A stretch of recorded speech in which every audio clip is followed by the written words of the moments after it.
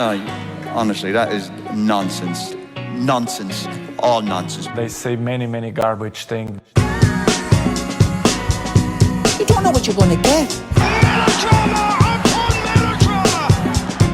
This is utter, Shameful, disgraceful piece of nonsense! He was miles off it yesterday.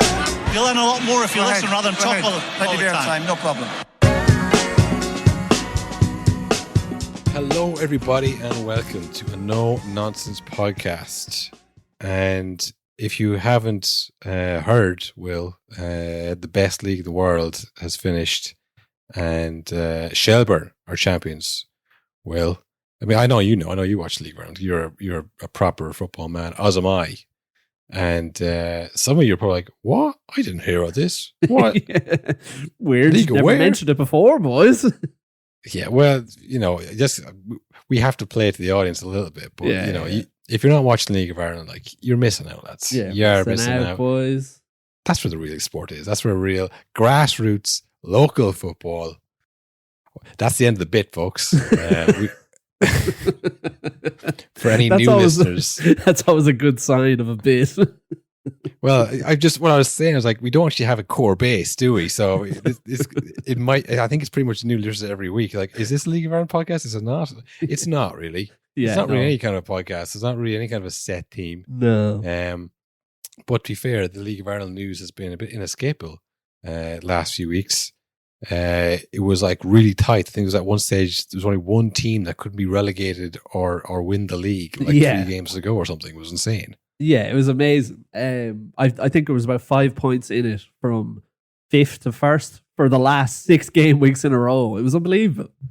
Yeah, I mean, like, and people will say they don't watch it because the quality isn't as good as the Premier League or whatever, which is true. But, like, I watch Carrow Club football when it's on.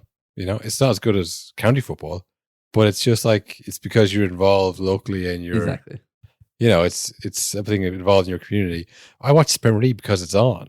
Exactly. Yeah. Oh yeah. If it cost me €500 to watch a game of Premier League and there was no other way to watch it, I'd immediately stop following Man United. I wouldn't care anymore.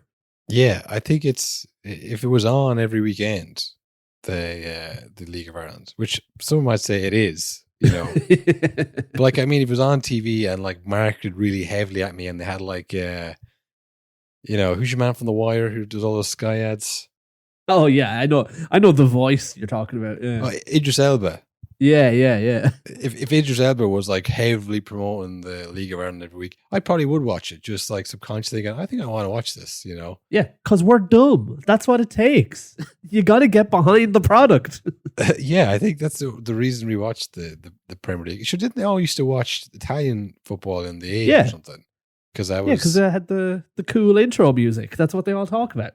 they had the money to promote it and, like, this is the best football in the world. It was like, they weren't watching the local stuff. So yeah, we should probably watch local stuff if you're into that. I don't know if I'm that into that. I don't know if I'm into anything. When there's no Carlow team, that does hurt us. Yeah. No, I mean, that is what the GA has over the football and the rugby as well, because, like, there is obviously local rugby teams, but, like, it's the provinces. It's kind of like, if you're not from, like, Limerick or Cork, do you feel kind of Munster? And if you're not from Dublin, do you feel kind of part of Leinster? I'm not sure about Ulster or Connacht. I know Connacht's in Galway, but the point being that, like, if there was, like, a Carlow team in it, that'd be great crack to go along and watch those games. Oh yeah. 100%. I genuinely think I'd be there most weekends then if there was a Carlow League of Ireland team and they were playing and Dr. Cullen and Shamrock Rovers were coming down on Saturday. That'd be brilliant. Exactly. Yeah, but I just don't think. Look, we have a few ideas, League of Ireland. I'm just saying. If you want to, look, we'll pop over an email how to fix your league. I know it's more successful than ever, but look, we've got some plans. We just think there's some things you're missing out on here.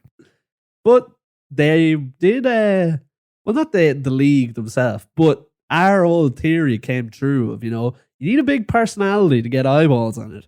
And by God, Damien Duff is one hell of a personality as a manager. Yeah, and as a player, he wasn't that much of a personality.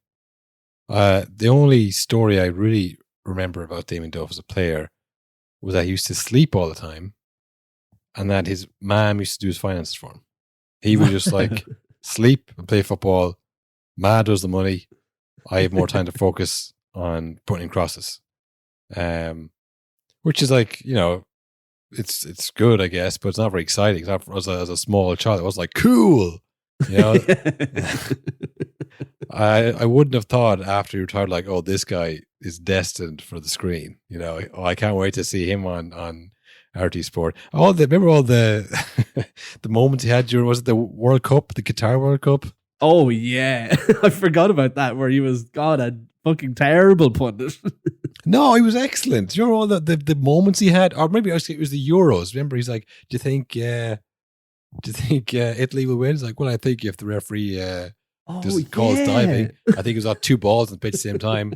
I think if like, yeah, I had it mixed up with someone else there. I had forgotten that actually. he had a few like absolutely like viral moments, Irish viral moments on TV. It's like, oh, yeah, this guy's good. But as a manager, he's not only shown to be like this huge personality and like very quotable and all the rest of it, but like also like a really knowledge.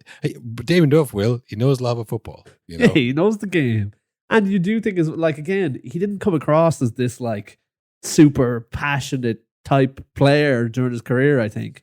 But then when he is back, you know, managing a team in Dublin to win a league, he probably did watch a lot of and probably played a lot in. I don't know if he started in League of Ireland, but he was definitely involved in it at some point. He played for Shamrock Rovers at the end, I'm pretty sure. Yeah, so like this probably was huge for him. I think he said it himself that this like dwarfs, in his mind, all of his other accomplishments in football. This is like the greatest thing he's ever done. Did you see that? There's lots of clips going around, but did you see the clip of him after the game? He's like, "This is for all the young people out there. You can, if you dream it, you can believe it, you can do it." Yeah, considering what you achieved as a player, how come the League of Ireland has become so important to you? I don't know. Here, I'm an emotional guy. I need to have 24/7 focus and jump out of bed in the morning. What is it? I openly said my first preference. I might have been a barista. I turned that down, and I'm here managing a Dublin institution, Dublin's finest, and we're winning a league 3 years into it. So it's incredible because there's been some dark times for Shelbourne Football Club, as Stewie will tell you. Dark times. So I'm so happy for them. But the biggest, I guess, message there is tonight, it's not for my players, they deserve it. The fans, Stewie, people around club deserve it. But it's for kids all around Ireland, all around the world, because we've always been told since they got here 3 years ago, you're not good enough, you'll never win at them, you're this, you're that. If you put your mind to anything and you work hard and you dedicate your life to it, you can do anything you want, and that's what my players have done. So yeah, he was overjoyed with it. I think he's put the League of Ireland on the map this season. And I might say, oh, well, that's just what you casual might think, and sure, but something else I found out this year was that Shamrock Rovers was going for 5 in a row, and I had heard nothing about that. Yeah. You know, I'm a casual. I had heard nothing about it, but Damien Duff might win the league was like much bigger news to the layman like me, you know. So yeah, so no, it's great, and sure, it'd be unbelievable to see the Irish League, you know, take the next step forward and like start competing in the Conference League, and you know, producing our own players, not just relying on like, you know, players getting runs in the championship, because like that is probably the key to us like progressing at an international level as well, like having a base of our own players that we produce. And like, yeah, like any player, like the best of any player will play for Man City, you know, like Spain produced plenty of players, but like Rodri played for Man City. The Ballon d'Or, I'll have you know, will. Yeah. You know, so like your best players will go to like the big clubs. That is where you want them to, playing with the cream of the crop. But like you need to be able to produce like a base level of like, yeah, we can, when we lose a right back or something, it's like, well, now there's no one. You know, it's like there should be someone, you know, who's able to do a job at right back. Anyway, I'm getting way out of my depth here. I just think it's great. It's been a great year for the League of Ireland, Will. Yeah. It is funny though, because it's kind of the classic thing in Ireland, especially, where they're not thinking ahead enough. It's like where, say, Rovers were playing I think there was Rovers were playing, I think it's Larne from Northern Ireland in a European game last week, and it wasn't on Irish telly, on any channel. Because obviously they were like, we could just put a rerun of The Chase on though, and like more people would watch that. Like, yeah, but if you keep showing the games, people will start watching them, and then they might go to them. Yeah. Well, this is the Champions League, was it? No, this is last week in the Conference League. It was a group stage game. Like, did they have the rights for Conference League? I believe so, because I've definitely watched Man United on Virgin Media. They were never in the conference. Or not Man United, Chelsea. Oh, Chelsea, yes. They are in the conference here. Oh my God. Yeah. I think it's like a game by game basis. Like, hey, do you want Rovers versus Larne? They go, no, we'll pass. No, I'm pretty sure that was locked up. I saw they were not letting their hands off that game. Because it's funny, I remember seeing that. I was like, oh my God, Shamrock Rovers are 4 up against somebody. And it's like, oh, it's another Irish team. That explains it. Yeah. But I did see as well, like, because obviously this huge moment, like, if for those who don't know also, Shelbourne won the league with a goal in the 85th minute to, like, win the league. Pandemonium in the stadium. They were playing away. And also pandemonium back in their own stadium in Tolka Park as people were watching on the screens. And there was a pitch invasion without a game on, which I don't think I've ever seen. Yeah, I saw it. The screens of the pitch and people invading. It was incredible scenes. It's a great idea, honestly, the screens on the pitch, get everybody in the stadium. Why not? So that or leave Dublin. God. Well, this is the thing. There's probably like 100 away end tickets available for that game. Yeah, no, I'm only taking the piss, Bill. I'm only messing with you. Users, would you relax? We've talked a lot about Pep's disciples, Will. Yeah. This is the first of Mourinho's disciples, I think. Yeah, the rest of them are all doing podcasts. Well, the rest of them are failed managers. Yeah, that's true, yeah. Frank Lampard, we all know about him. He's also back doing TV. John Obi Mikel, don't know if you've ever heard of manager, but he's a podcaster. John Terry was an assistant manager there for a while. Yeah, and then he kind of just fizzled into the air. I don't know what he's doing now. Well, I guess someone would have had to given him the job. Yeah. Like someone brought him as an assistant, like, all right, okay, that's all right. But then if he's like, do you want this man to represent your club? Ooh. Yeah. He's going to talk at the press conferences. No, thanks. He's going to go under pressure and lash out in our name. Yeah. No, I don't think we will. Who else on that great team? Drogba is the Ballon d'Or guy. He just awakens every year at the Ballon d'Or. Yeah. He doesn't really play. Or he plays a lot of charity games. Doesn't manage much. He plays charity games and he presents the Ballon d'Or. That's what Drogba's post-career has done. That's the move. That's the real move. That is like old school kind of post-career. Yeah. Honestly. Like, it's almost like he doesn't know what podcasts are. Yeah. Or TV. Like back when they didn't show many games and there wasn't enough. We can't all be pundits, lads, you know? Like most people would just like play the odd charity game and then being at award ceremonies, cutting ribbons, us Didier Drogba. But maybe have a newspaper column. Maybe on a pub, I'd say. Yeah. Probably on a pub and maybe a column in the local paper. Maybe local radio even. I don't know. But who else on that great team? Joe Cole, pundit. Yeah. Is Carvalho a manager? Oh, I would bet he is, do you know? Yeah, I feel like he could be a manager. I bet he's like won the Portuguese league or something. Yeah. The Portuguese Cup. Managerial career, Marseille assistant, and he's assistant with Portugal since 2023. So I don't think Marseille have... Well, even if they had, he's only assistant manager. That's not the same. We're talking outright manager here. I think he's the only one so far. I guess Mourinho's managed a lot of players, but when you think of like the Mourinho disciples, you think that Chelsea side and maybe the Inter side. Yeah. There might be a few of the Inter sides if one thinks as managers. But if we just keep it to 04-05 Chelsea. Yeah. Not a very successful bunch. Post-career, they've had a lot of success, but not as managers. Only Damien Duff has won a league title as a manager. Yeah, but I will say Jose is definitely proud of him. I don't know if you saw that Jose had actually FaceTimed Damien Duff before the game. I don't know if this is during training and like gave a speech to the players over the phone. And then after the game, there's a great clip, I'll play it here, of Duff after having a few drinks, and it's just pandemonium behind the scenes and drink flying everywhere. And it's Damien Duff betting 500 quid that Jose Mourinho will answer his FaceTime, and he does not answer. If he doesn't answer, I'll put Monkey in the whip tomorrow, yeah? Yeah! Let's see what he thinks of me. What's the song, yeah? What is the song? Jose Mourinho. 500 quid on the line. Wait. Don't answer. I want to know.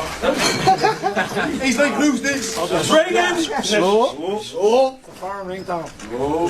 It's going to be like TikTok. Monkey it is. Oh, monkey it is. And the red. Oh. Monkey. I'll go double or quits on the next one. We'll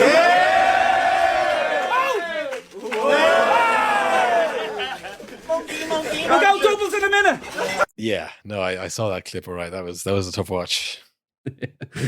Double or nothing tomorrow. Well, apparently he got him to do some kind of motivational video for the players. Yeah. You know, Duff loves the videos.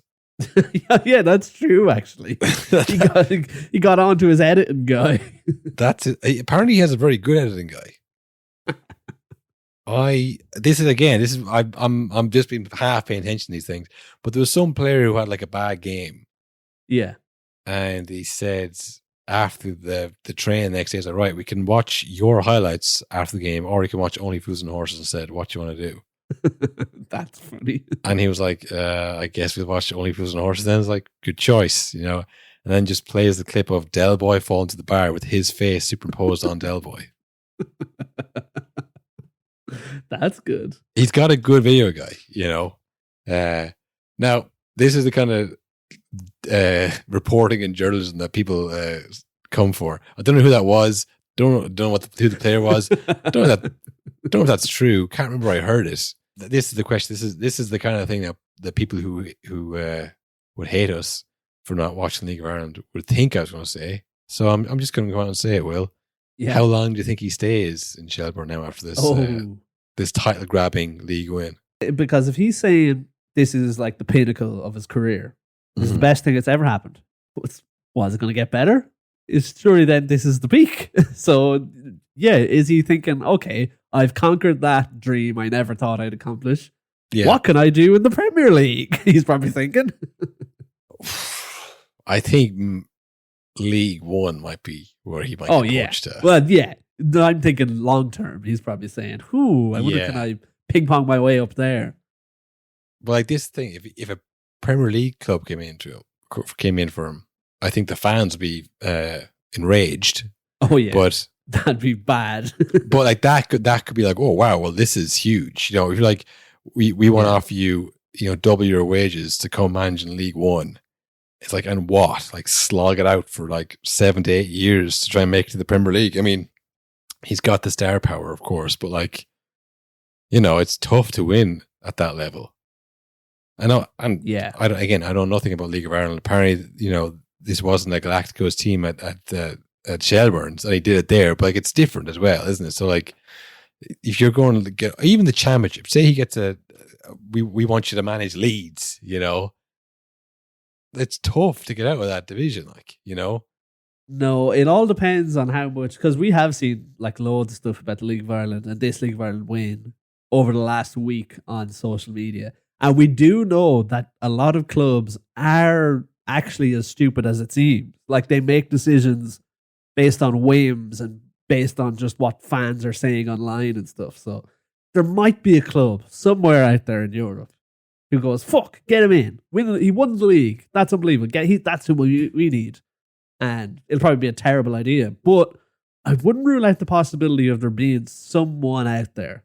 Yeah, well, this is the thing. I'm not saying that he's unemployable to anyone outside the League of Ireland and like winning the League of Ireland is like winning nothing. I'm not trying to say that. I'm just saying like if someone from the French league, say, or someone from, you know, the second division in Spain or something, like, does that really interest him? You know, because he loves being in Shelbourne. This is the best thing that he's ever done. But like the lure of like a Premier League team would be tough to turn down. a second division Spain side or a championship side or League One or, second division in France, like where they might say, oh yeah, we could try your trade here. Would he be like, yeah, I'll do that and work my way up, in a different country? I don't think so. I think he'd be happy enough to stay where he is. And like, if he wins 10 leagues at Shelbourne, then maybe like, okay, maybe this guy is a serial winner here, But like, I don't think after one league win and having played for Chelsea under Jose Mourinho is enough to get you the Southampton job. No, yeah. I think he has to do a bit more than that. And I suppose if he stays there, which I'm sure he is staying there, but Shelbourne now go into the start of the Champions League qualifying rounds. But I think it is notoriously hard to get through those because you get through 5 rounds and it's like, right, now you play a PSV in your final playoff someone like that. But it's like, fuck, if he makes a good go of them, maybe gets the Europa League or has a good run in the Conference League next year, maybe that's where the eyeballs really get on him. Yeah, of course. And that for him would be the challenge. The challenge obviously would be to retain the title.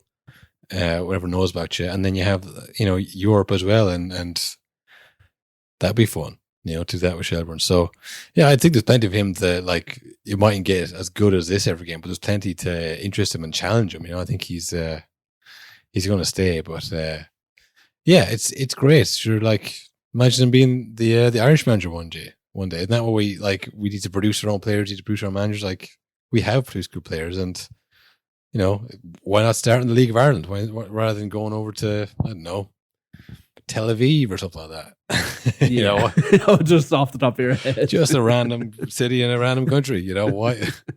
Why go there when you can not? When you can not imagine the League of Ireland and win the whole damn thing. Speaking of actually managers from the League of Ireland that could manage our country or have managed our country, Stephen Kenny is St. Pat's. I think they broke the record for most games won in a row, or maybe their own record of most games won. They won their last 8 or 9 games on the hop to really put the pressure on and get a spot in the European qualifiers next year. Yeah, no, they've done well, and Stephen Kenny is actually a good manager. Yes, confirmed. We're back again. But like that's just as for reference, I guess. He has been a good manager for years, and he's still a good manager in the League of Ireland. A great manager. And when you watched him for Ireland, not even a Premier League club, and it's different. You can't buy players on the rest of it, and not much time. But he seemed completely out of depth.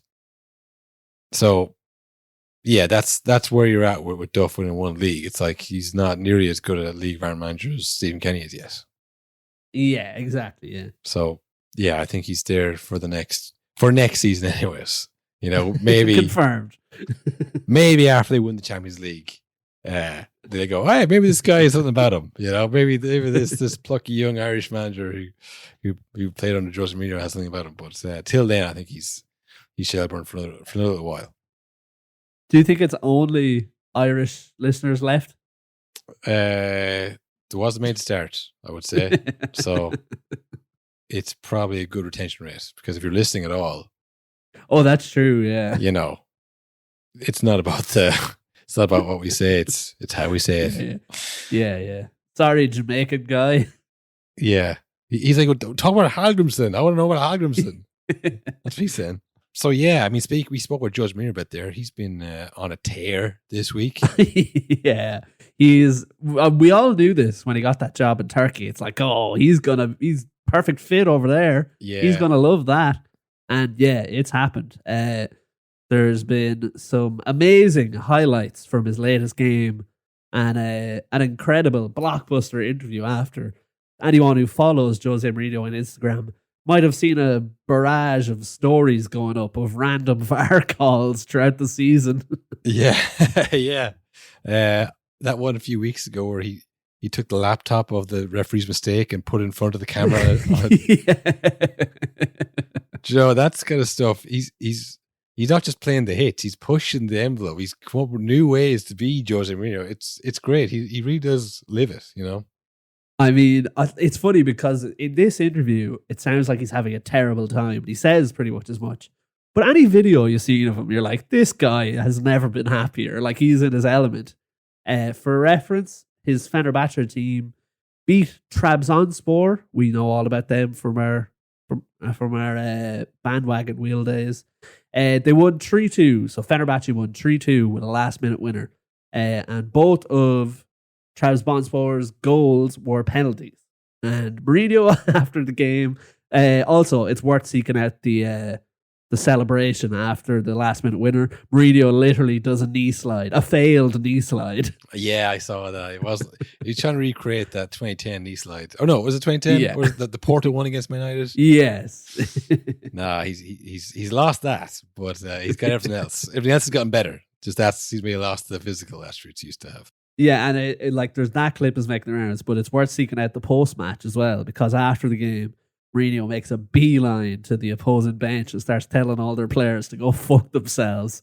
And then as he's getting escorted off the pitch by like his own players and security, because they're probably like, we've seen games like this before. This could be a lot of trouble. We need to get you out of here. Yeah. He's being dragged off the pitch, and while he's being dragged, he's literally like punching his arms in the air, jumping in the air at the opposing fans, being like, "Ha! You lost."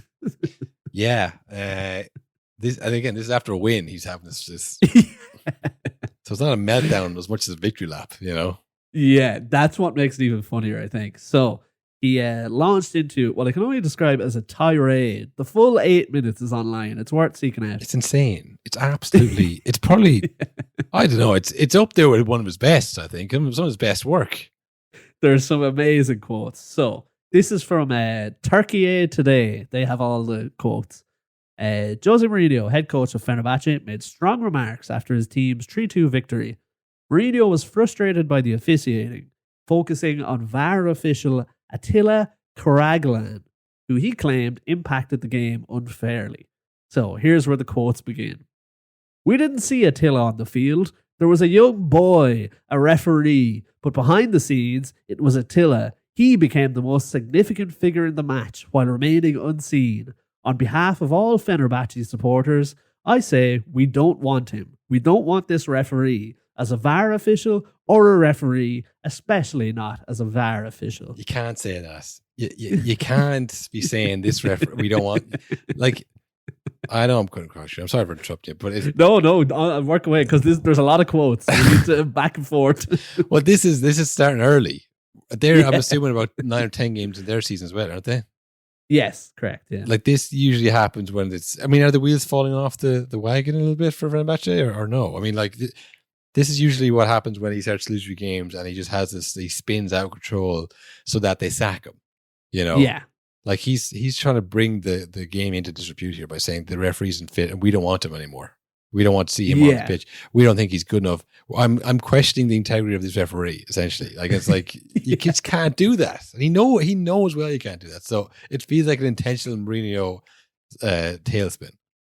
Yes, but again, this is after a win, which makes it weird. And I will say it's not just this game he's getting at. He feels there is an actual conspiracy in Turkey, which I think that is a thing. Like people do speak about that I think Galatasaray are treated differently by the referees. And sorry, I just had they're 5 points off the top there. 10 games in. It's very early for this to happening and not that bad. Yeah. So Mourinho continues. He says, so he showed disappointment with management for not giving him full transparency before he took the job. He said, "I'm angry with those who brought me here. They only told me half the story. If I had known the full extent, I would never have come to Fenerbahce." Well, if I had known that this things were stacked this high against us, I wouldn't even have come. I mean, that is an amazing, like you say, he is the king of getting like siege mentality, us against them. Yeah. That is about as good a quote as you can get if you want that. Yeah. Thankfully, I am here and I'm willing to fight, essentially. Yeah. Yeah. So he continues. He says, "Nobody abroad wants to watch the Turkish league. Who wants to watch this league abroad? They have the Premier League, they have the French league, they have the German league, they have the Portuguese league, and they have the Dutch league. Why should they see this? It's too grey, it's too dark, smells bad. But that's my job, and I'll give everything to my job and to my club." Yeah, smells bad. When I saw that, that quote was everywhere. I thought he meant it doesn't pass the smell test. Like this. Yeah. I smell a rat, kind of this. Yeah, exactly. I didn't know in the context. I didn't think it was in the context of it's grey here and it smells bad. I thought, Yeah. that's less Yeah, of a he said euphemism. too grey, too dark. He might as well have said it's a kip. Yeah. It's a dump. This place. God, why would you watch this place? It's disgusting. And the smell, I know you can't smell it through your TV, folks, but let me tell you, it's not good. But look, I'm just trying to do my job. That's my job, I guess. What, you fucking the bin man? What do you mean? It's your job. So just as he's going off on this one about the Turkish league, you think, okay, he's probably wrapping up here soon. He goes back to the match then. He brings attention to what he saw as biased decisions throughout the match. He specifically points out an incident involving Bright Osaye Samuel, implying that Attila, the VAR official, overlooked a clear red card for the opposing team. Jose said, was he having tea? Maybe Turkish tea? Is that why he missed a clear foul? I think the Turks prefer coffee. Yeah. But I don't know what Attila the bum was drinking. But, maybe a big kind of stupid juice, Will. How about that? He noted that if a Fenerbahce player had committed the same offence, there would have been no hesitation in issuing a card. Mourinho also mentioned penalties favoured the opponent. The first penalty was a VAR penalty, an Attila penalty. He then said... An Attila penalty. Yeah, an Attila penalty. He says, people abroad don't watch this league. Maybe only my son in London follows it. I was told things. I didn't believe them, but the reality is worse than what I was told. It's hard. Hard when we play against good opponents, and also we play against the system. That's probably the hardest part. Oh, God. Like he's insulted the place itself. It smells. It's great. It's the league. It's bad quality. No one watches. There's 10 other leagues I'd rather watch than this. And also it's massively corrupt, from the system to the referees. Am I sacked yet? Can I go now? Can you pay me off yet? What else do I have to say? Yeah, well, he continued. He said, we played against VAR, against the system. That's why we celebrated the way we did after winning.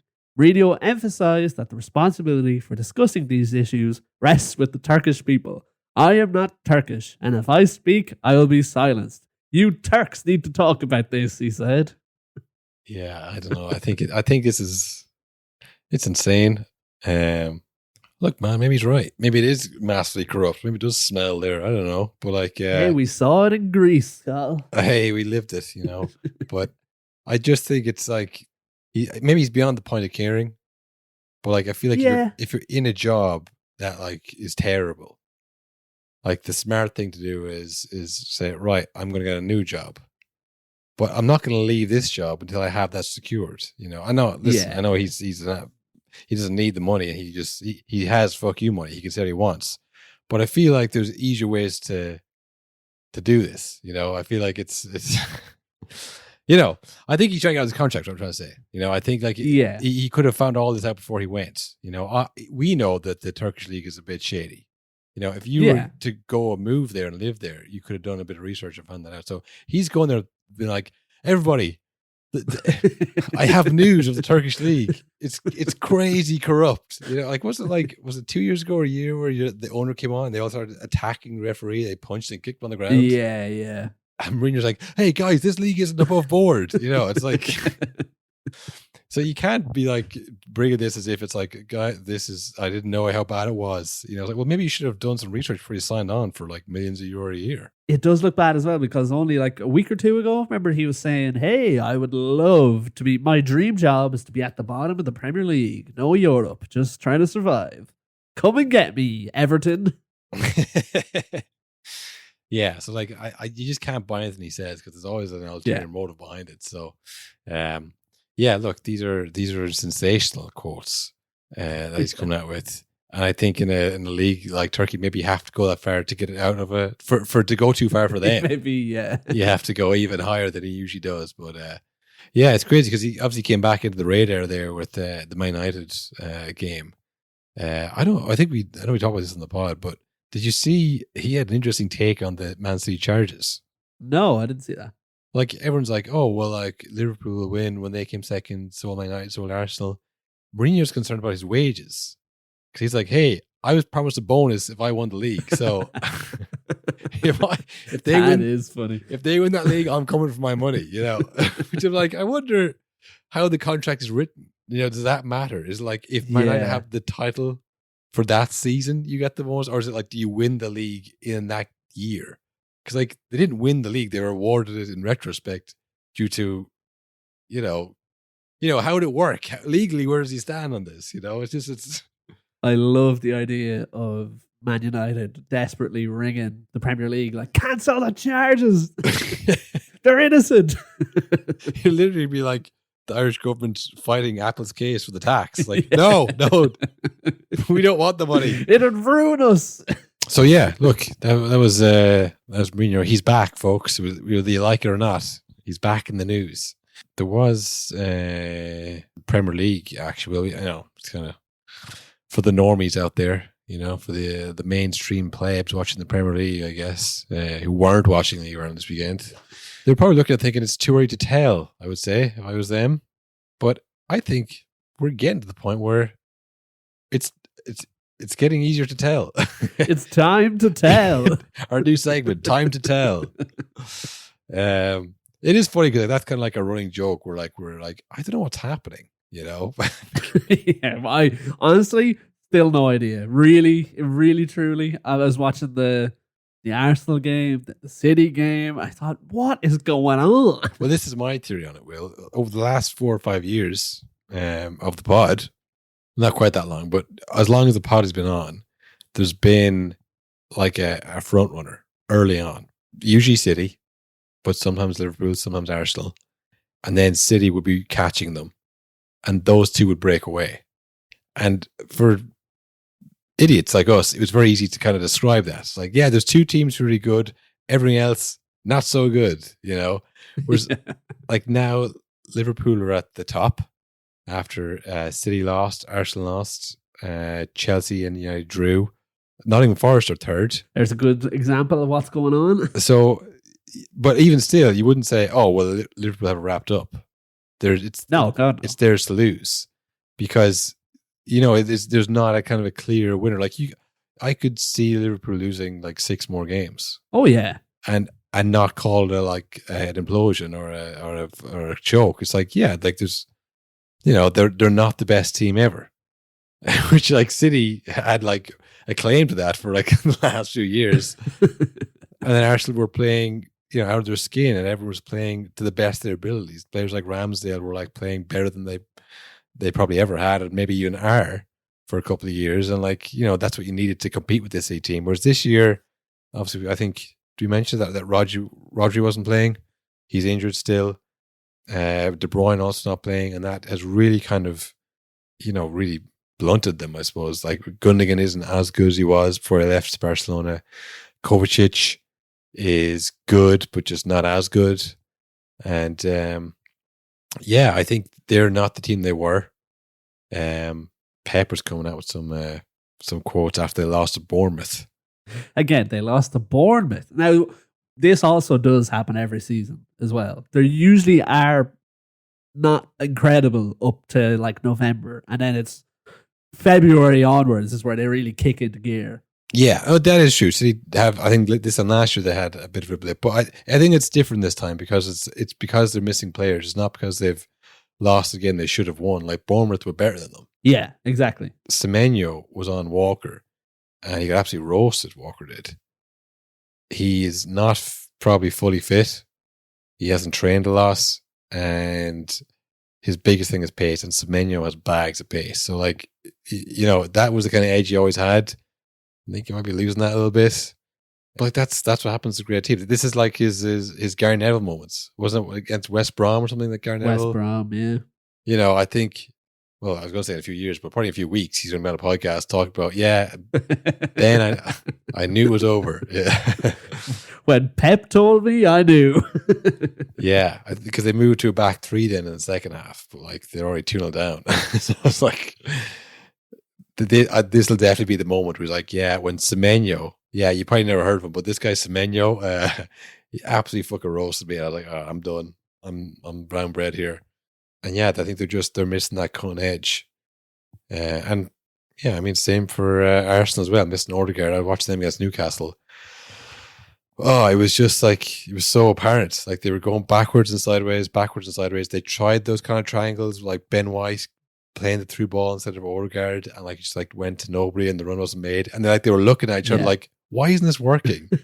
Like, what? Like, wasn't even angry. Like, what are we doing wrong? That usually works, But they need that killer pass.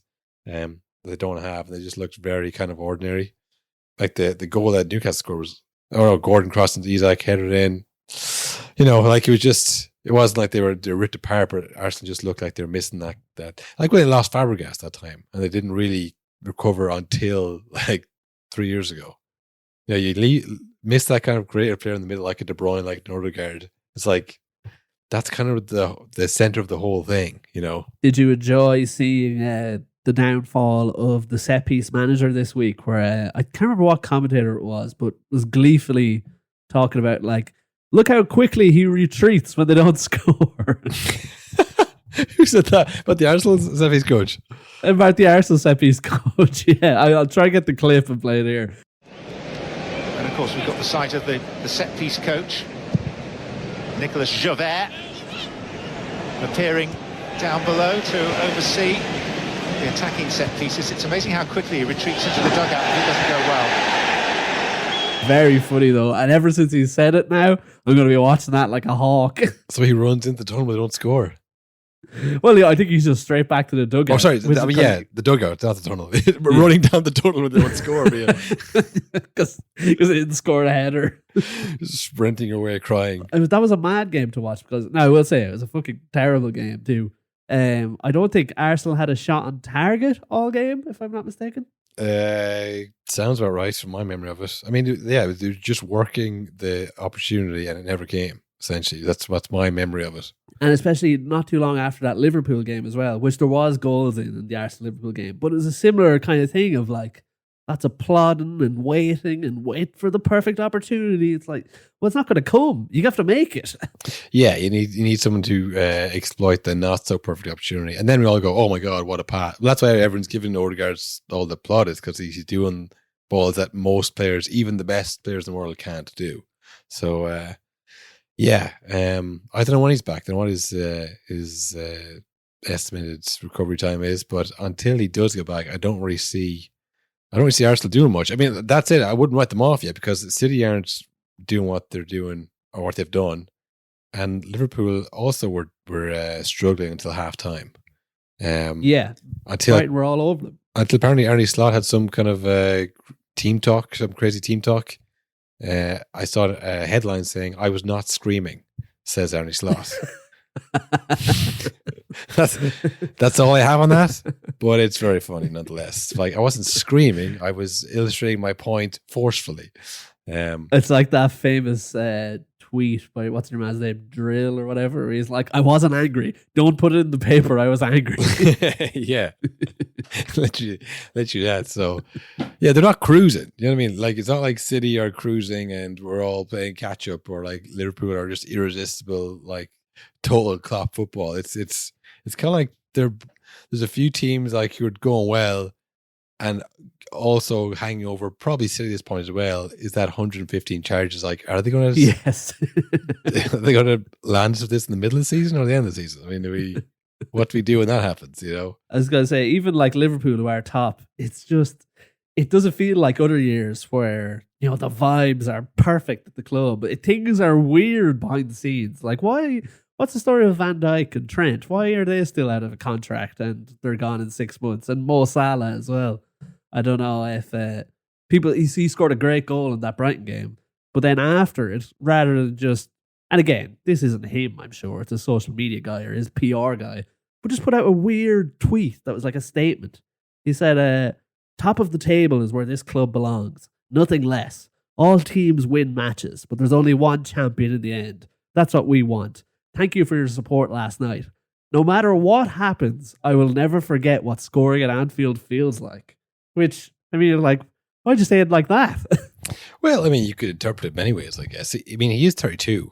You know, he doesn't look like he's going to slow down, but there has to be some kind of realization of your own mortality. You know, like, you get to a certain point, like, you know, there might be many more of these days. I mean, there'll be a few more, but not as many as there would be when I was 25. You know, like if I stay here or if I leave, like there's not going to be many more. Like that was a great day when he did it again. You know, he cuts in his left, still scores an unbelievable goal. It's like, yeah, like that. Like you have to remember, I guess, like it's not going to go on forever. And maybe you know that too. It might just be as simple as that. It might just be a genuine kind of a emotional moment, or he could be holding the club hostage for more money. Either or, Will. I think it's beautiful, and I think it's a nice thing to see. Oh yeah. And I will say it's kind of tough for Liverpool because how many times have we seen over the years where the big money player needs one more contract? It's like, it's so obvious. Give him the money. Everything he does for it. And as soon as he gets it, you go, oh, that was a huge mistake, actually.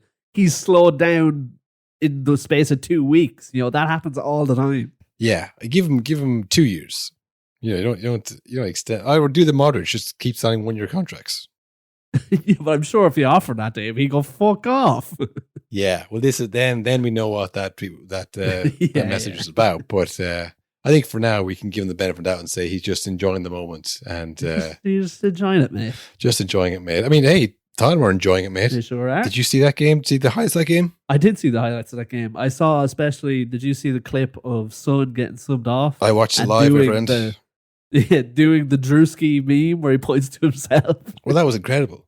That was Tottenham were on top, and then Aston Villa get a goal, kind of against run of play, and you're kind of thinking, oh, are they going to crumble here? Are they going to do the thing? You know, but like Son, who was kind of being marshaled well, we'll say, by Matty Cash. He was being dubbed Mart, essentially, Matty Cash, and they were like, Son is the guy. Don't let Son do it. But didn't matter. Son sparked the comeback, got the assist for the goal, and was like, oh yeah, here we go. This is the captain. This is his club. This is his team. And then Postecoglou says, you're coming off for Richarlison. I mean, I think everyone in the whole stadium is like, surely that's the incorrect number on the screen. Like, of all players to come on, that can't be what he wants to do. But that is what he did. And Richarlison then came on, assisted Solanke for the next goal that put them 2-1 up. And then another goal from Solanke. And then a sneaky free kick from James Maddison. Ran out 4-1 winners. They were using their depth from the bench to win a game. It was incredible. And no one would have said. You just don't see it anymore. I mean, how long has it been since we've seen a team take off their star player? It doesn't happen. Take off their star player and then go on to win the game. I mean, it's just, yeah, no one would have called that beforehand. No one said that was the right move. But yeah, I think there's probably fans of this podcast and fans of other teams who were just like praying that I'll say something against their team. Because I think it was last week or 2 weeks ago where I said Tottenham were the only team that didn't play the way everyone else does, and they're crap. And they've knocked Man City out of the cup, and then they came back from 1-0 down to beat Aston Villa, who are top of the Champions League, Will. And it's not the kind of ego to think, oh, because I said it, I've changed the outcome of these things. I think no, you would never think that. No, I think it's just that if I was to hear me saying that, like, oh yes, it must be the opposite because he doesn't have a fucking clue. You know, if he thinks my team is bad, then actually they're good. Like if you hear me saying your team, I think they're set up for a good season. I mean, that's the time to panic. Big trouble. Yeah. Because if I think that, then I must be reading it completely wrong, and you're actually in big trouble. So yeah, look, fair play to Tottenham. They're doing better this week than Arsenal are doing. Obviously they lost again, and I don't know, no sign of Odegaard coming. Their set piece coach is running down the tunnel crying. Everyone knows score a header. As we speak, yeah. And so is Edu, apparently. Yeah, really weird. I think it's just unfortunate timing that he's probably gotten a great job offer, pays well. He's the bigger title. But it just looks so bad when it's like right after a loss like that because you go, oh, club's imploding. I knew it. Yeah, he is leaving Arsenal Football Club. He's joining the Marinakis group. Marinakis. I said Marinakis. Yeah, the It's Too Hot guy from The Simpsons. Yeah, exactly. Yeah. It's too hot. Oh, Lord, it's too hot. He looks like that. He's the bastard who runs Olympiakos, who screwed Atromitos out of many league title over the years. Yep. But I forgot to say, Will, on a side note, Gustep are 7th in the Turkish league. They're back. Wow, we're back. We might have to get the bandwagon wheel, dust the fucking get the dust bandwagon off and back get it together. rolling again. Is what you missed out there. That was the the low hanging fruit missed there, Will. But yeah, I was caught up with the dust thing. You were. I could see you searching around like Velma searching for her glasses in Scooby Doo. Like, oh, they're right there. Yeah, no, he is joining. I don't know if it's a better job. It's kind of like what Jurgen Klopp is doing for Red Bull. I'd imagine, like, because they own Olympiakos and Nottingham Forest, some in Spain as well. I think I think so, multi-club ownership. 3 or 4 clubs. Yeah, The real bad guys of football these days, multi-club owners, and he's doing something for them. It's not clear yet, but I'd imagine it's like director of football or director. Yeah, I'd say pays. Would it pay more money? It probably would pay more money. Would it? Yeah, I don't think he'd leave because it's not like he's like, oh, I want to turn Olympiakos into a force. Do you know what I mean? Olympiakos and Nottingham Forest and the other teams into a force. It's a big job. It's a bigger job, I would say. More moving parts because it's just ours. I mean, he was kind of like in charge of transfers, kind of, wasn't he? He was kind of in charge, but yeah, he was in charge. He was like he was the director of football, I think. So I guess he's doing a kind of a consulting or director role for them. So it's a much vaster job, but I don't know if it's like more prestigious. But yeah, I mean, he was kind of like the David Gill to Arteta's Alex Ferguson. You know, a lot of the success was on him as well. It was Edu and Arteta, getting the transfers in. I'd say the transfers he brought in Arsenal were probably 50-50 though. Yeah, I was thinking that today as well. Like, I think lately they've been better, but there was a lot that came and went over the last few years. Like Ramsdale was good and then bad, but they changed their mind. Not bad, but they just dropped him. He didn't make that many mistakes. The big mistake was, they saw him do that podcast yeah, where he said that he doesn't pay attention, and I said, right, you have to go. I'm sure they had their suspicions. I'm sure that they saw him and stuff, but that was his biggest mistake. The off-field mistake was his biggest mistake. Zinchenko was good then, bad. I mean, I don't know if he came on at last and gave the ball away twice. I say he's gone at the end of the season. He looked really bad to come on. Jesus, another one who was like a revelation, and now he can't get in ahead of Kai Havertz. And Kai Havertz is one who actually has been good, but everyone thinks has been bad. But this is the thing with them all as well, is it's like, who didn't know about Kai Havertz, Zinchenko, Jesus, Odegaard even? He was always a big name. Like, it's not like he's found a team full of like nobodies, like, these gems that people didn't know. A lot of them are big name players who played in the Premier League. Yeah, well, Odegaard was a child star that we all heard of when he signed for Real Madrid when he was like 13, wasn't it? Yeah, he was like the first star boy. But he kind of like, one of those, like the Haley Joel Osment.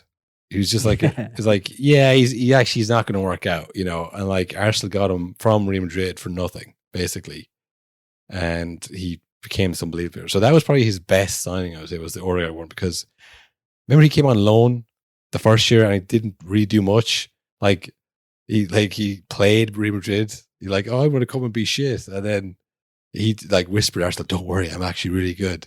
And then Real Madrid like sold him because he hadn't done anything. I don't know, that was a strange one, but like for some reason they saw something that no one else saw that year. Remember Alex Scott come out saying they've wasted money on like the likes of Odegaard and Ramsdale. I don't know what the fuck they're doing. And I guess she was half right. But Ben White was another one. I thought when he came first was like, this guy, I don't know about this at all. Remember they played him as a centre back and they found a position. Yes. But I think that's the thing about it. It was like Edu and Arteta would work together like that, where they would both kind of agree, I think this Ben White guy is good. There's something in him, yeah. Yeah, they would play him, he wouldn't work out, but then like there wasn't like, fuck's sake, Edu, this guy's terrible. Like, because it was like a joint decision, then they would like, work with the player more, I guess, rather than like someone like Ten Hag was given Ugarte. He didn't want him clearly, Whereas like at least Arteta, maybe he didn't want Ben White, or maybe vice versa, maybe one push for him, but at least they're having a conversation about it, and then they could both be responsible for it. So then you try a bit harder with them and you find a position. I don't know, but it's a huge loss for Arsenal. It's huge news that they're losing them in the middle of the season as well. Like, maybe it comes out that there's like some kind of bust up. Like, if it's just for more money, I mean, you're already rich, man. Yeah, and also Arsenal are rich. They could give you more money. Do you know what I mean? Yeah, I feel it must be some kind of There's something falling out, because it's bad timing. Like 10 games in, like, yeah, I don't think so. It's not on the back of a bad run of form. It looks like someone has told him, it's like, hey, Edu, get the fuck out of here. You've ruined this. Yeah, or this is actually all your fault, Edu. Just in case you're wondering, we're going to pin all this on you at the end of the season, and you're going to be sacked. Did I say something at Arteta at the start of the season? Did I say he's going to either get sacked we'll or have to win go the back league? into the archive. I believe you might have given an absolute that he's gone at the end of the year. I mean, it's looking that way, man. I mean, like I said, I wouldn't mind Arsenal have yes, because there's no kind of front runner, and they're not that. The fans have turned on him, I will say. I've seen a lot of that online, where for a long time it was like Arsenal fans worshipped Arteta. Like, they really got behind him, but I don't know. I think the tide is turning, because we saw it before with like Jose United. When the football isn't entertaining and you're not winning, people do not want you there. Yeah. Their fans are a fickle bunch. A few more wins and they'll be back on board. I think a lot of it's the AFT guys, isn't it? Yeah, exactly. They are the mouthpieces of the Arsenal fan base. Like, what they say is the opinion that you get when you look online. Yeah, it mightn't represent even the smallest minority, mightn't even get behind them, but they will. I saw Troop said he wants Arteta out. Yeah, but like that was their whole thing, was like they kind of thrived under how bad it was, and it's been good. So like, this is their bread and butter. Back to basics. Get him out. He's got to go, blood. He's ruined the club, blood. We'll see, I guess. Maybe something in the next few weeks to come out that Eddie was, forced out of the club or something. But yeah, it's rude. Maybe he was cancelled. Maybe there was some text. Oh, God. We like that. We like when that happens. Oh man, that would be terrible. Yeah. That would be terrible. Although there is a position open now, so Mark Overmars, if you're listening, Arsenal are desperate. I think they might just say, "Fuck it." I don't care what the fans say. I don't care what our, I think, largest female fan base in the league, by my guess, would say about this. Like, we're getting Mark Overmars in. I think it's probably more female Arsenal fans than any other fans in the league. Is there? I get that feeling, but based on no actual research. But yeah, you do see. Oh, of course not. Will. I mean, that goes without saying. I mean, for any new listeners, of course not. Of course, there's nothing to back that up. That's my feeling on the matter. That's my feeling too. I feel they talk more about aura than anyone else, which is just good-looking men. Yeah. So I feel like the aura is driven a lot by the female gaze. I think it's just like, this guy has aura. He's fucking sexy. It's like, yeah. Anyway, I digress. So what are we saying? Are we saying it's time to tell? It's the time to tell this week. I think so, yeah. Nottingham Forest to win the league? Is that what's happened? It's looking that way. Chris fucking Wood is going to win the Golden Boot, not Haaland. I will say, I mentioned this on, it might have been a Patreon episode, but where I watched that Premier League years from 07-08, and Hull were top of the table in November, and then they didn't win a game for the next calendar year. I could see it going that way. Well, I mean, they're almost at the point now where, what was it, 40 points they say usually is enough to keep you up? They're on like 19 like points. That, yeah. So all they have to do now is get the same amount of points in like double the games, I guess. So it's not like that. They're not like it's a good start, but like, there's still a long way to go. Like, that would be pretty good for them. So yeah, look, I think if you have a striker that scores, that's like a huge part of it. But yeah, you're like the only team. It's you and Brighton with Welbeck. That's it. Welbeck, what a season he's having. But yeah, look, I think I'm going to say Liverpool are going to win the league. Will? Do you know what? I actually think that as well, and it's based on what we were talking about, where it's a Liverpool team that have like Salah, who can create these moments of magic, and Trent who's the moments of magic, but also they don't take risks. And it's like, oh, that is the combo. That is the combo. Great players who can produce moments of magic, but then also very controlled, boring stuff. Yeah. I mean, I watched the United-Chelsea game. I don't think either team put two passes together. It was just counter after counter, and then the team would give the ball away. It was mental to watch. I watched that and I thought, these teams are never going to win anything ever again. Yeah. But quick word on Ruud's aura, Will. Good or not good? Oh, yeah. Aura through the roof. I don't know if you saw him celebrating the penalty or fist pumping the fans when he comes out at the start of the game. He knows what he's doing. He'll have a job again. They'll need another interim manager someday. Yeah.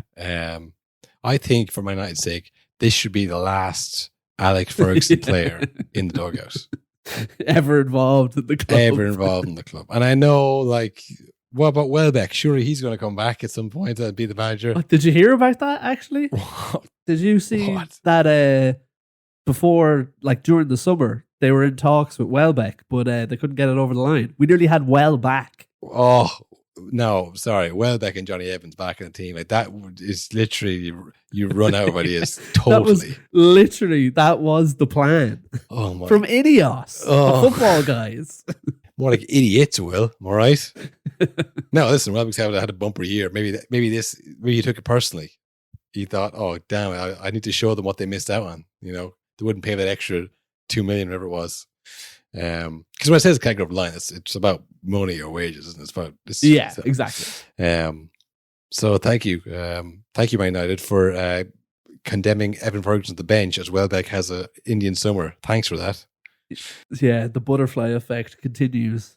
So yeah, I don't think Welbeck would count, because I know he played under Alex Ferguson technically, but it's not like remember the glory days. You know, I think like the anytime anyone who played under him before 2010, I don't think they should ever be part of it again. There's too much of it. You know, Alex Ferguson has been kind of kicked out a bit. He can come back if he wants. He is welcome back, of course. Yeah, he got the He's welcome back. But like, yeah, I just think you need to move on from that. It's like you've been in the post Alex Ferguson thing for 10 plus years now, and all they talk about is Alex Ferguson. You need to, maybe it won't be Bruno Amorim, you know, who brings him back to the promised land. But I think you can't. Ruud Van Nistelrooy could be the best manager in the world. Honestly, he could go on and be, we could have had Ruud. He was in the hot seat and whatever. He won't do it at Man United, because they'll be talking about that Arsenal game that he scored in and drawing comparisons between that and the run he made for that goal. It's just, they'll be nostalgia heavy. You know, you need someone who has nothing to do with the club, who brings in players who are not connected to the club, and you build a team and build a new history of it. You know, a new fucking legacy. You can't have anybody connected to the old thing, because that's gone, and you have to draw a line under it. You know, so there should be a blanket ban on any overlap guests ever working for Man United again. Yeah, honestly, it is. It is exactly like what happened with Liverpool. They had all those great players on Match of the Day or Soccer Saturday talking about Liverpool. It's just in podcast form now. It's unavoidable. And there's another element as well. I don't know if you remember this, but when Ollie was in charge, there was a long time where people were like, is it not time to get rid of him? We're not doing very well. But it was always like Gary Neville and Roy Keane would never, ever criticize Ollie. They'd always be like, oh, Pogba, what are you doing out there? But because he was their boy, they would never go against him. I think it'd be more of that with Ruud as well. Of course. The players let him down again. It couldn't have been him. Of course. Like, yeah, you can't have players in the media who are like friends, or who, you know, maybe not friends, but like you'll see them on the overlap next week. You know, like yeah, exactly. Oh, Ruud is coming to an overlap near you. Of course he is. Because that would, again, they're like they battled together for years. Like they've got good memories, and they can make good money off those good memories. You know, why wouldn't you do it? So you can't have him in the hot seat and then have Gary Neville as the co-commentator. You know, giving objective thoughts on what happens, you know, or like whose fault's out there. Oh, I think it's Rashford's fault. You know, so yeah, you didn't play Rashford. You know, you played it Ruud. It's funny as well. I was watching that game. I was watching it on mute on my phone, so I didn't hear any of the commentary for ages. But it was just like ball going back and forth, counter-attack, no one controlled the game, but it was fine. And it was 0-0. Nothing was happening, really. But then I unmuted the commentary for a sec, and the second I did, Gary Neville was just like, this is a disgrace. It's an absolute disgrace. And I literally didn't even know what he's talking about. He's like, he was so invested that he was upset about things that the casual fan isn't even seeing. Yeah.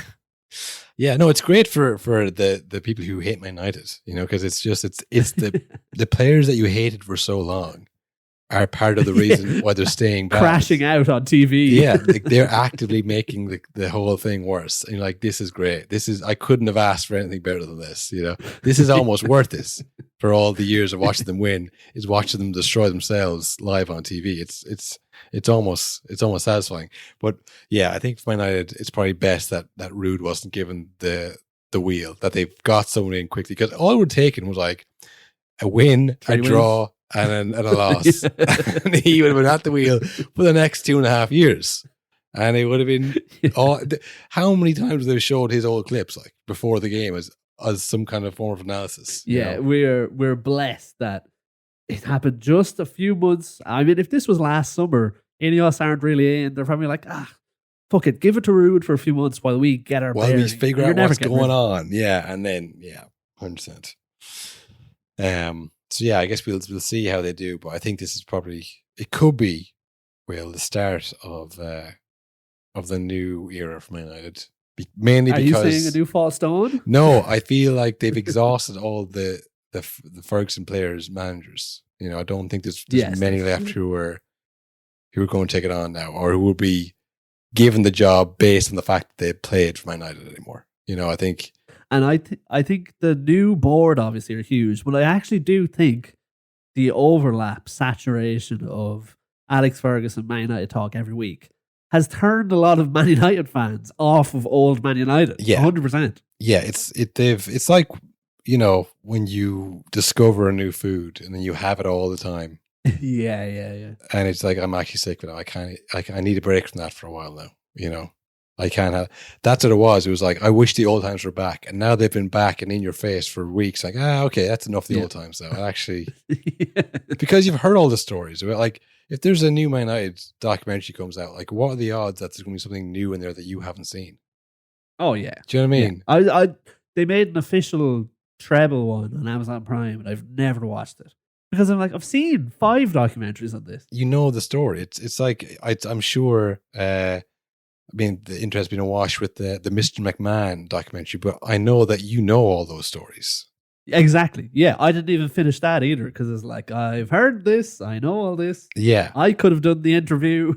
So like, this is it. I think that's probably a good point that Man United fans like, yeah, okay, we know about the good days. Like, is there any more good days on the horizon or no? Because it's been 12 years now. So yeah, look, that's our word on Ruud. But yeah, I think we didn't do a Patreon that last week. Yeah, I was sick boy. Yeah, as soon as Halloween is over, some people like to get into the Christmas mood. You got the winter flu immediately, sooner the day after Halloween. You're like, oh God, I have a serious head cold. Do you know what it is as well? I had a head cold like 3 or 4 weeks ago. Yeah. And I got past, it took about a week, got over it. I was like, well, at least that's done for the year. Turns out, no, there's another one going around. Yeah. Well, there's a few people with colds in the office. Yeah. I'm not talking about you or this office. We're not in an office, but I mean my actual job. Not ours. Yeah. That'd be funny if I was like, yeah, there's a few fucking selfish people in the office with cold. Talking into mics. And it's just you and me in the office. There's no one else. It's like, what? Yeah, and everyone knows we share a mic. Those fuckers who just come in selfishly and get sick. There's a few there's a few in my office. Like your office? Yeah, in my office. On my floor. On my floor, yeah. In my department, there's a couple of guys who real jerks. But I know it's coming. Like you might think, oh, I never was sick. You'll probably get it this. Yeah, okay. Between now and February, you tell me you're not going to get really sick. You're kidding yourself. You're a liar. It's coming, and I think you just have to accept it, So, what I'm saying is we might miss more episodes in the future. Who knows? Might be hospitalized. But my first point was like last week I said, yeah, we got some Champions League Cup this week. There wasn't. There was Carabao Cup games. I don't know why we thought that. Gotcha. And then we didn't even report on it. So we were just like, what else? Something of a joke? Yeah, I guess it was a bit of a joke. But nevertheless, there is Champions League this week. There's got to be, right? I'm very sure. I'll double check that. I think I saw something about somebody in the Champions League. Champs League. Yeah, tomorrow, 17:45. Slovan Bratislava versus Dynamo Zagreb. And we're going. We're going to be live. Oh, well, yeah. Can Real Madrid get back to the top? Can they knock Aston Villa off top spots by getting a win against Iceland? We'll let you know. We'll be doing another bonus episode. Link in the description of this episode. They're ultra only episodes, I'm afraid. So you want to listen to that? You gotta wade your way into the cage. So yeah, that's in the link of this episode. For non-ultras, I know people have no interest in a good time. We will see you next week. For everyone else, for the ultras, the lifeblood of this club, we will see you on Friday. Friday, yeah. Have a good week. More if you listen rather than talk all Plenty the of time. time, no problem.